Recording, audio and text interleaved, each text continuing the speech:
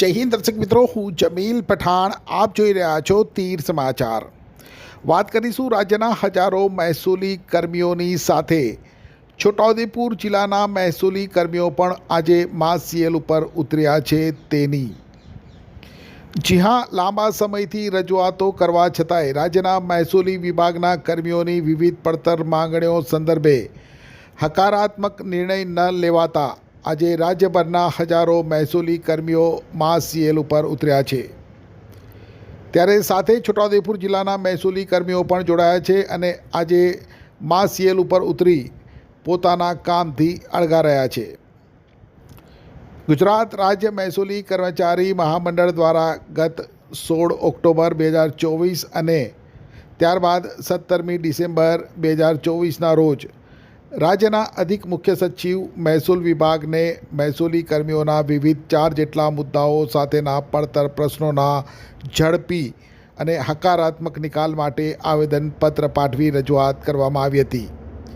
સાથે જિલ્લાના મંડળના હોદ્દેદારો દ્વારા જિલ્લા કલેક્ટરોને પણ આવેદનપત્ર પાઠવવામાં આવ્યું હતું કે જો દિન 10માં તેમની પડતર માંગણીઓ બાબતે હકારાત્મક નિર્ણય નહીં લેવાય તો 22મીએ ફરજ ઉપર કાળી પટ્ટી ધારણ કરી ફરજ બજાવી પોતાનો વિરોધ નોંધાવવા અને ત્યારબાદ 30મી એપ્રિલના રોજ એક દિવસની માસ સીએલ ઉપર ઉતરશે.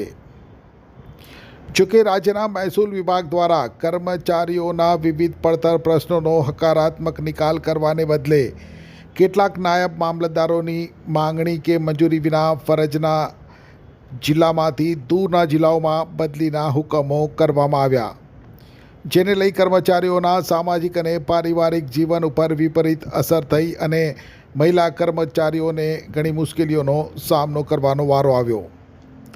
ગુજરાત રાજ્ય મહેસૂલી મહામંડળના 30મી એપ્રિલના માસ સીએલના જાહેર કરાયેલ કાર્યક્રમ મુજબ આજે રાજ્યના ડેપ્યુટી મામલતદાર, મહેસૂલી કારકુન અને રેવન્યુ તલાટીઓ મળી 10,000 કરતાં વધુ મહેસૂલી કર્મચારીઓ એક દિવસની માસ સીએલ ઉપર ઉતર્યા છે, જેમાં છોટાઉદેપુરના 168 મહેસૂલી કર્મીઓ પણ જોડાયા હતા અને દરેક તાલુકા મથકે પોતાના પડતર પ્રશ્નોના પ્લેકાર્ડ હાથમાં લઈ ઊભા રહી પોતાની માંગને બુલંદ બનાવવાનો પ્રયાસ કર્યો છે.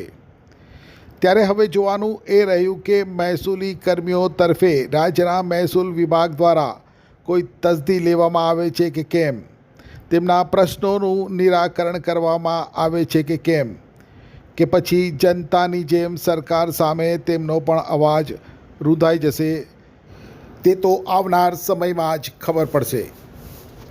રાજ્યભરના 10,000 કરતાં વધુ મહેસૂલી કર્મીઓ એકી સાથે એક દિવસની માસ સીએલ ઉપર ઉતરી કામગીરીથી અળગા રહેતા ચોક્કસથી કચેરીઓમાં મહેસૂલી કામકાજ ખોરવાય તેમાં બેમત નથી અને તેનો ભોગ અરજદારોને, જનતાને બનવું પડ્યું હતું.